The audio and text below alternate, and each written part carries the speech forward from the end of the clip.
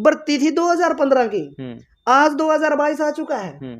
2022 तक वो भर्ती ऐसे ही लटक रही है। गवर्नमेंट वकीलों में इतनी एबिलिटी नहीं है कि वो अपने मुद्दे को ठीक से पैरवी कर सके। एचएसएससी के चेयरमैन भोपाल सिंह खदरी साफ तौर पर इनके सामने जाहिर करते हैं कि सुप्रीम कोर्ट उनसे गलत काम करवा रही है। सुप्रीम कोर्ट गलत काम करवा रहा है। सुप्रीम कोर्ट उन कैंडिडेट की ज्वाइनिंग करवा रहा है जो एलिजिबल नहीं है, जो मेरिट में नहीं आ रहे। नमस्कार, आप कैथल टीवी देख रहे हैं, मैं हूं अजय। हरियाणा बेरोजगारी के मामले में नंबर 1 पर है। CMIE यानी central for monitoring Indian economy की रिपोर्ट के अनुसार हरियाणा बेरोजगारी में पूरे देश में टॉप पर है।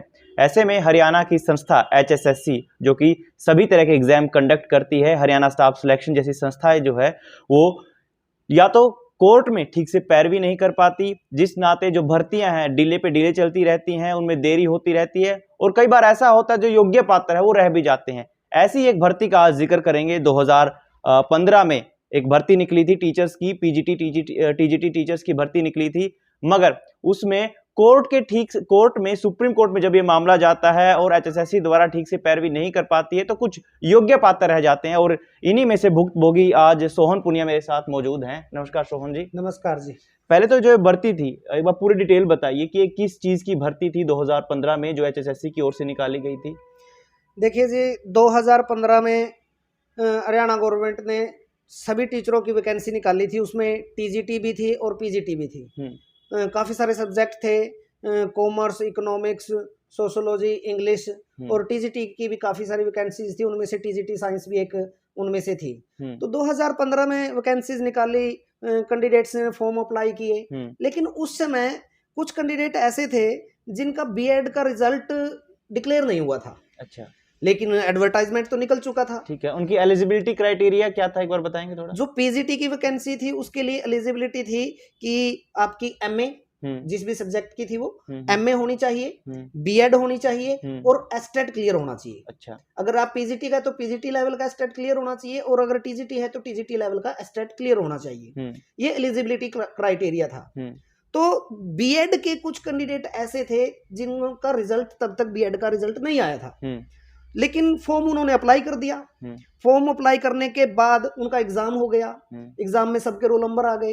जब डॉक्यूमेंट्स वेरिफिकेशन के लिए बुलाया गया तो HSSC ने उन जो कॉन्फिडेंशियल रिजल्ट लेकर के आए थे B.Ed का, उनको नॉट एलिजिबल करार दे दिया। अच्छा, अयोग्य करार दे दिया कि आपका जो B.Ed का रिजल्ट है वो कंसीडर नहीं किया जाएगा, क्योंकि आपका डिक्लेयर नहीं हुआ था, आपके पास कॉन्फिडेंशियल रिजल्ट है। तो वो कैंडिडेट हाई कोर्ट में चले जाते हैं। हाई कोर्ट में जाने के बाद जब वहां से वो सिंगल बैच में अपना केस लड़ते हैं तो उनमें सिंगल बैच उनको ऑर्डर दे देता है कि आपका जो B.Ed का कॉन्फिडेंशियल रिजल्ट है वो कंसीडर कर लिया जाता है। ठीक है।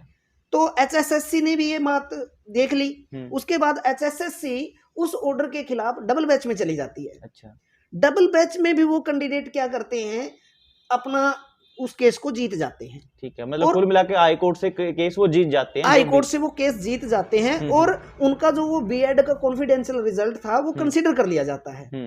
लेकिन HSSC फिर क्या करता है, उसके अगेंस्ट सुप्रीम कोर्ट चला जाता है। ठीक है। भर्ती थी 2015 की, आज 2022 आ चुका है। 2022 तक वो भर्ती ऐसे ही लटक रही है। पहली बात तो सिर्फ एक ऐसा फैसला कि जिसमें ये बताना है कि भाई ये रिजल्ट कंसीडर करना है या नहीं करना, उसके लिए कोर्ट में खींचते खींचते 7 साल चले जाते हैं। ठीक है। आपको पता ही है 42 साल के बाद बंदा एवरेज हो जाता है, एलिजिबल नहीं रहता अप्लाई करने के लिए। 7 साल गवर्नमेंट इस चीज में निकाल देती है।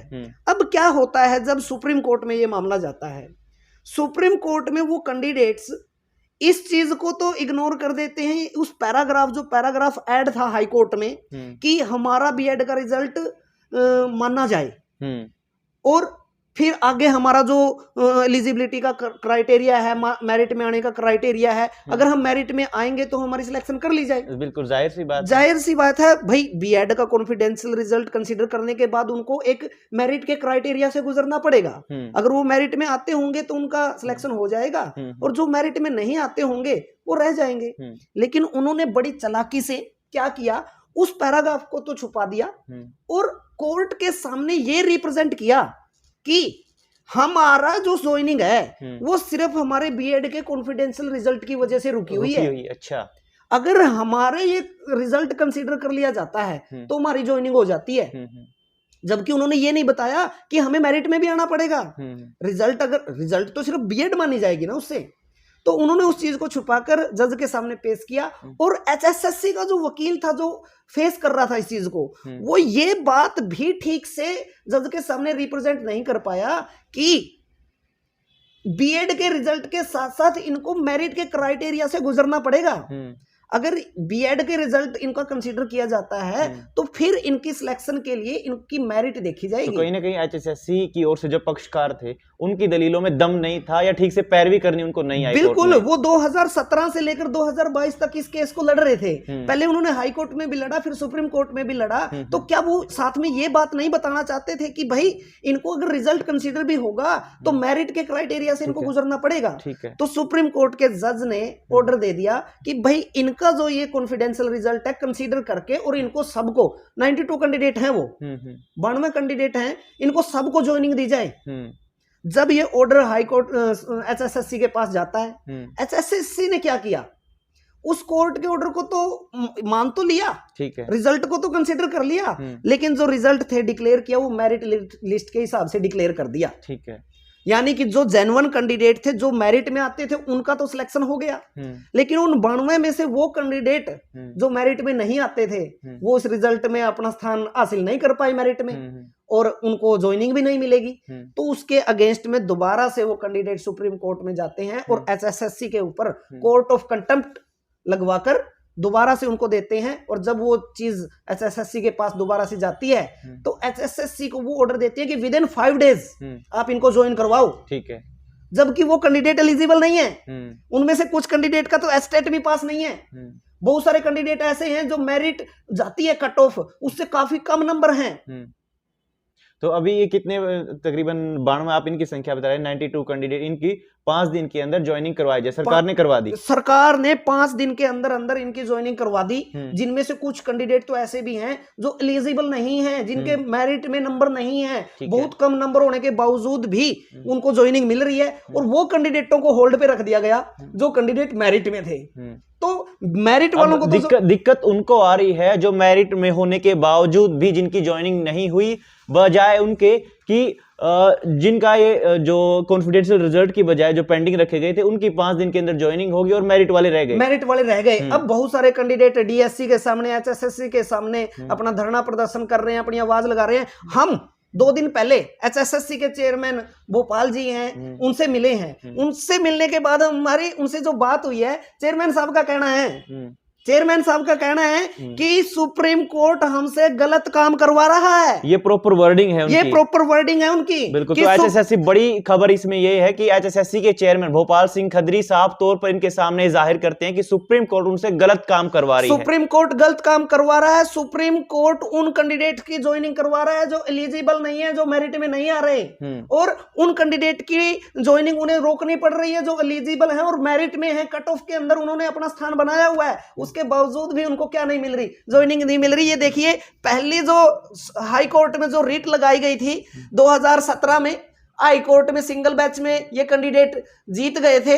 प्रियंका वर्सेस अदर का ये केस है, और हाई कोर्ट में तो उन्हें विजय मिली कि कॉन्फिडेंशियल रिजल्ट आपका कंसीडर कर लिया जाएगा। फिर देखिए, एसएलपी लगाई गई एचएसएससी के द्वारा, एसएलपी लगाई गई सुप्रीम कोर्ट में, एसएलपी लगाई गई, और एसएलपी लगाने के बाद सुप्रीम कोर्ट ऑर्डर कर देता है कि इन कैंडिडेट्स को with in 5 days in candidates को ज्वाइन करवाया जाए, चाहे ये कैंडिडेट एलिजिबल हो और चाहे ये कैंडिडेट एलिजिबल ना हो। एलिजिबिलिटी ना होते हुए भी, मेरिट जितने नंबर ना लेते हुए भी अयोग्य कैंडिडेटों को ज्वाइन करवाया जा रहा है। तो इससे बड़ा धोखा क्या होगा? एक तो दूसरा 7 साल लगे सिर्फ इस बात को एक्सप्लेन करने में कि ये रिजल्ट चलेगा या नहीं चलेगा, इस बात को एक्सप्लेन करने में 7 साल लगे। अब फिर सुप्रीम कोर्ट में एचएसएससी के चेयरमैन कह रहे हैं कि हम दोबारा से सुप्रीम कोर्ट जाएंगे, फिर से 7 साल लगेंगे, क्योंकि छोटी सी बात के लिए तो 7 साल लग गए। इतने में एज पूरी हो जाएगी, तो बताइए कैसे गवर्नमेंट टीचर बन पाएंगे? दूसरी तरफ किस तरीके से एचएसएससी ने बहुत सारे गवर्नमेंट वकील रखे हुए हैं, क्या उन गवर्नमेंट वकीलों में इतनी एबिलिटी नहीं है कि वो अपने मुद्दे को ठीक से पैरवी कर सके, उन बच्चों की पैरवी कर सके जो मेरिट में आते हैं। चेयरमैन साहब कह रहे हैं कि हमारे से सुप्रीम कोर्ट ने गलत काम करवाया है, हम एक्सेप्ट कर रहे हैं इस चीज को। चेयरमैन साहब तो एक्सेप्ट कर रहे हैं, लेकिन उन कैंडिडेट्स का क्या जो पहले 7 साल भोग चुके हैं और फिर से अब 7 साल भोगने वाले हैं। 15 साल किसे मानते हैं, जिंदगी के अहम 15 साल। बिल्कुल, उनके मात्र एक बयान से किसी के रोजगार पर, किसी के पेट पर लात मारी गई है। एक हिसाब से तो देखा जाए, अगर एचएसएससी ठीक से पैरवी नहीं कर पाता। अब आप ये बताइए होना क्या चाहिए इसमें, आपका क्या सुझाव है? हमारा सुझाव तो ये है कि जितनी जल्दी हो सके, वैसे तो अब बिना कोर्ट के मसला हल नहीं होगा। अब मेरे ख्याल से लास्ट हियरिंग, जो अगली हियरिंग है वो 15 मार्च की है। 15 मार्च को, और 15 मार्च को एसएससी ने ये दिखाना है कि हाँ हमने उनको ज्वाइन करवा दिया। लेकिन हम ये चाहते हैं कि उसमें ये दिखाया जाए कि भाई आप लोग गलत ऑर्डर दे रहे हो, आपका ये ऑर्डर गलत है, जो आपके सामने प्रेजेंट किया गया है वो गलत तरीके से प्रेजेंट किया गया है। मसला सिर्फ कॉन्फिडेंशियल रिजल्ट को कंसीडर करने का था। देखिए, एक तो रिजल्ट भी कंसीडर कर लिया, ऊपर से ज्वाइनिंग भी मिल गई। फाल्टी तो वो पहले ही थे कि उनका रिजल्ट नहीं आया था, वो फाल्ट तो दूर हुआ, साथ में ज्वाइनिंग मिल गई तोहफे में।